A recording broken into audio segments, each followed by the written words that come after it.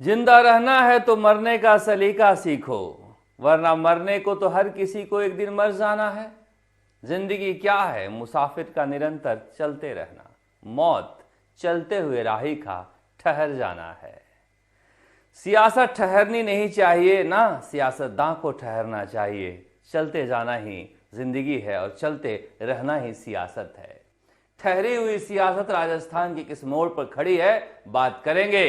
क्योंकि कहा जा रहा है कि बुधवार को करीब करीब तय हो गया है कि राजस्थान को नया मंत्रिमंडल मिल जाएगा, क्योंकि अभी तक भजनलाल शर्मा राजस्थान के नए मुख्यमंत्री अकेले ही काम कर रहे हैं। 2 उप मुख्यमंत्री बने हैं, मगर उन्हें क्या करना है पता नहीं है। मगर जिस तरह से आज मध्य प्रदेश में वरिष्ठ विधायकों को भी शपथ दिलाई गई है, एक उम्मीद बंधी है कि डॉक्टर किरोड़ीलाल मीणा जैसे नेता भी मंत्री बनने जा रहे हैं। अब विभाग क्या मिलेगा, सबको इसी पर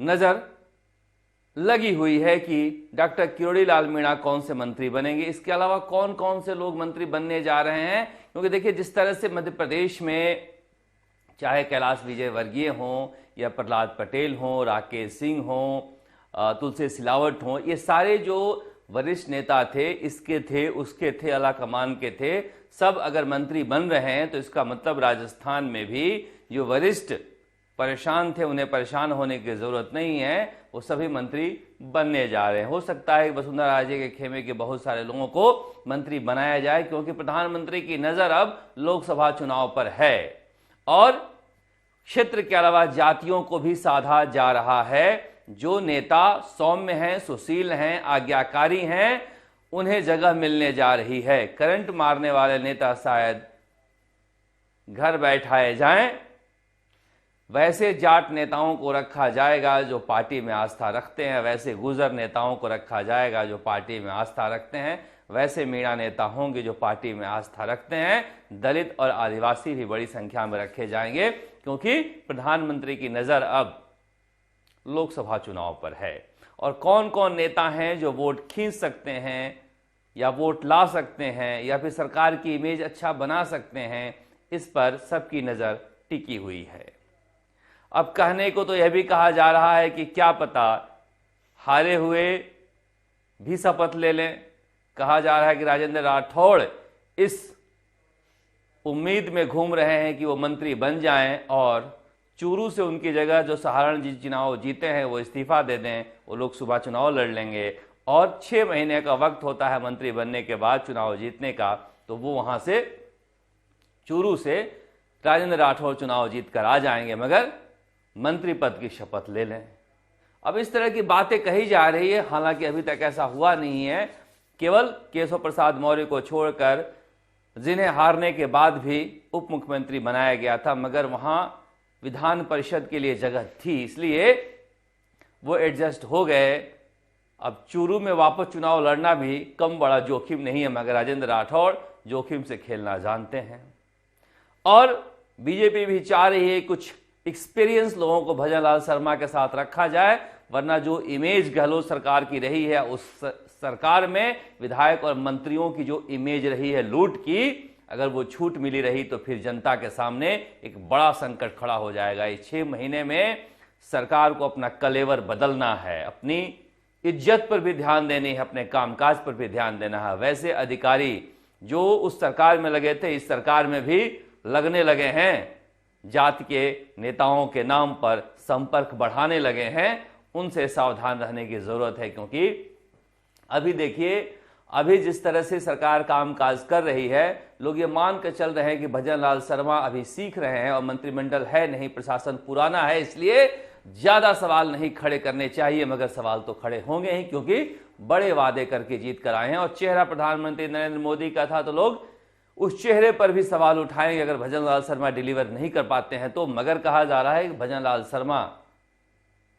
तुरूप का पत्ता साबित होंगे राजस्थान के लिए, और वो एक ऐसा मॉडल बनाएंगे जिसका उदाहरण दूसरे राज्यों में भी बीजेपी देना चाहेगी। वो भी देखना दिलचस्प होगा, क्योंकि हम तो इंतजार ही कर रहे हैं। उधर कांग्रेस में कहा जा रहा है कि पहली बार जब से अशोक गहलोत राजनीति में आए हैं, पहली बार अशोक गहलोत बिना किसी पद के हैं।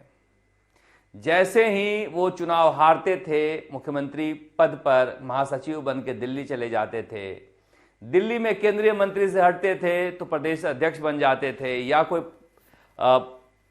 पद मिल जाता था, मगर उनके राजनीतिक इतिहास में ये पहली बार ऐसा हो रहा है कि उन्हें कोई पद नहीं दिया गया है। क्या अशोक गहलोत को केवल कमेटी में रखा जाएगा जिसका काम केवल जनवरी फरवरी तक है? राज्य की राजनीति में उनकी कोई भूमिका होगी या केंद्र में उनकी भूमिका होगी पता नहीं, मगर ना तो वो उपाध्यक्ष बनाए गए और ना महासचिव बनाए गए। बिना किसी पद का उन्हें एक कमेटी में डालकर छोड़ा हुआ है, जो उनसे जूनियर मुकुल वासनिक के अंदर उनको काम करना पड़ रहा है।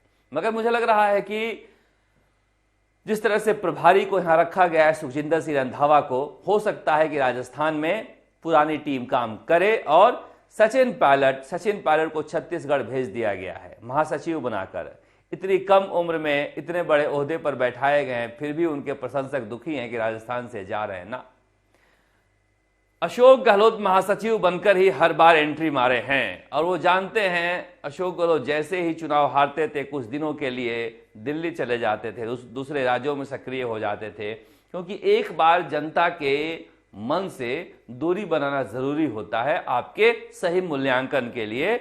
और मुझे लग रहा है कि कुछ अखबारों ने लिखा कि सचिन पायलट ने पद स्वीकार कर लिया। आश्चर्य है, दरअसल सचिन पायलट से पहले कांग्रेस आलाकमान ने बातचीत की थी और कहा था कि गांधी परिवार के अलावा कोई और नेता नहीं है जिसे हम किसी भी राज्य में चुनाव प्रचार के लिए भेज सकें। राजस्थान में फिलहाल कोई काम है नहीं, लोकसभा चुनाव में वैसे भी सक्रिय होना है, इसीलिए छत्तीसगढ़ जैसे राज्य जो हैं वो दिए गए हैं जहां पर बहुत ज्यादा काम नहीं है, उसके बदले वो राजस्थान में अपनी भूमिका निभा सकते हैं। हरीश चौधरी के लिए कहा जा रहा है कि नेता प्रतिपक्ष वो बन सकते हैं, गोविंद सिंह डोटासरा भी नेता प्रतिपक्ष बन सकते हैं, मगर प्रदेश अध्यक्ष के पद पर कोई ब्राह्मण बैठाया जाएगा या फिर कोई मीणा जात से बैठाया जाएगा आदिवासी, ताकि एक संदेश दिया जा सके। मगर फिर भी जिस तरह से कांग्रेस में बदलाव होता है, बदलाव इतना घिसा पीटा होता है कि उससे बहुत ज्यादा कुछ निकलता नहीं है, मगर ये माना जा रहा है कि सचिन पायलट की बड़ी सफलता है कि इतनी कम उम्र में महासचिव बनकर और छत्तीसगढ़ राज्य के प्रभारी बने हैं। ये उनके करियर के लिए बहुत जरूरी था, इसलिए कि आप कांग्रेस और बीजेपी में चाहे जितना मैदान मार लीजिए, जनता में आला कमान के पास होना आपके लिए बहुत जरूरी है। और अशोक गहलोत मल्लिकार्जुन खड़गे को साधे हुए हैं, गांधी परिवार से तो उनका रिश्ता करीब करीब खत्म जैसा हो गया है, मगर सचिन पायलट जनता में लोकप्रिय होते हुए भी दिल्ली दरबार में एक पहुंच टूट सी गई थी। अब ये महासचिव बन के वो रिश्ता जोड़ सकते हैं। अब देखने ही नहीं डॉक्टर किरोड़ी लाल मीणा को, जनता में इतना लोकप्रिय है मगर दिल्ली में उतना मजबूत नहीं है जितना कि भजनलाल शर्मा निकले। तो इसलिए कांग्रेस और बीजेपी में अगर राजनीति करनी है तो दिल्ली साधना जरूरी है। इस लिहाज से सचिन पायलट की एक बड़ी सफलता है, क्योंकि अगर दिल्ली में बैठकर ही आप राज्य में एंट्री कर सकते हैं। वसुंधरा राजे भी वहीं से आई थी, भजनलाल शर्मा भी वहीं से आए, अशोक गहलोत भी वहीं से आए थे, आना वहीं से, रास्ता वही है। इस लिहाज से सचिन पायलट के लिए एक बड़ी सफलता है। मगर अशोक गहलोत की भूमिका क्या होगी, क्या गांधी परिवार उन्हें कुछ बनाकर रखेगा नहीं रखेगा, इस बारे में कुछ भी नहीं कहा जा रहा है। भले ही मल्लिकार्जुन खड़गे अपने कुछ लोगों को शामिल करने में सफल हो गए हैं, मगर कमोबेश ये पूरी टीम जो है राहुल गांधी की बनाई हुई है। और लोकसभा चुनाव बाद 5 साल का वक्त बहुत होता है। सतीश पूनिया मुख्यमंत्री बनते बनते चुनाव हार गए, इसलिए इतनी जल्दी में सचिन पायलट अगर नहीं है तो यह भी उनके लिए अच्छी बात है, क्योंकि जल्दी में दुर्घटना भी हो जाती है। इसलिए कहा जा रहा है कि दिल्ली में अगर वो बेहतर काम करते हैं और राजस्थान में सक्रिय रहते हैं तो आगे आने वाले समय में उनके लिए मैदान खाली मिलेगा। और अशोक गहलोत भी अगर खाली बैठेंगे तो उनकी राजनीति भी यहां पर नजर आएगी। मगर कांग्रेस को दोनों में से किसी एक को ही चुनना होगा अगर राज्य की राजनीति में आगे बढ़ाना है। तो बाकी नेताओं को आप आगे रख सकते हैं, मगर ये दूसरे इलाके में जाके चुनाव प्रचार करने की कुवत नहीं रखते हैं। सुखजिंदर सिंह रंधावा भी लोकसभा चुनाव तक रखे गए हैं ताकि वो इस इलाके को जानते हैं, समझते हैं, उसके बाद उनकी छुट्टी कर दी जाएगी, वो पंजाब की राजनीति में सक्रिय रहेंगे। मगर सबकी नजर तो मंत्रिमंडल पर लगी हुई है। मंत्रिमंडल के बाद अफसरों का भी तबादला होना है। कौन सा अफसर कहां गोटी बैठाकर पद पाने में सफल होता है, सबकी नजर उस पर भी रहेगी। इंतजार कीजिए कब होता है शपथ ग्रहण समारोह, और सब तब समझ में आएगा कि प्रधानमंत्री नरेंद्र मोदी की पसंद कौन कौन है। कहा तो यह जा रहा है कि आज शाम तक सबको फोन आ जाएंगे, अगर आज नहीं आएंगे तो कल आ जाएंगे, और बुधवार शाम तक मंत्रिमंडल का बंटवारा भी हो जाएगा, विभाग भी घोषित कर दिए जाएंगे, और 27 दिसंबर से पूरी सरकार काम करना शुरू कर देगी। अब देखते राजस्थान तक। नमस्कार, जयपुर से शरद कुमार।